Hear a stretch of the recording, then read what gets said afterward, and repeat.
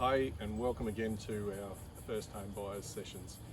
This week we're going to talk about what sort of loan you should get. So the broker's worked out how much you can borrow. So the next step is choosing a lender and choosing the loan products you want. So the loan products you want are really around following on from the strategy that you're looking at for your property.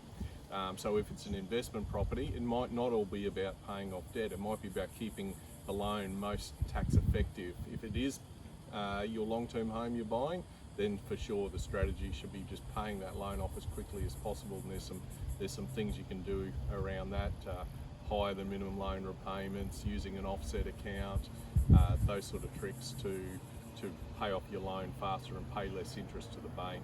If it's an investment property, like I said, there's going to be different features you may want on the loan. You might want a loan that can do interest in advance, or you might need a loan that does interest only, so you can save your cash flow to pay off non-deductible debt. So you need to have that conversation with your broker. Just say what you're trying to get out of the strategy of buying the property, and then your broker should be able to help you with loan products which will match that.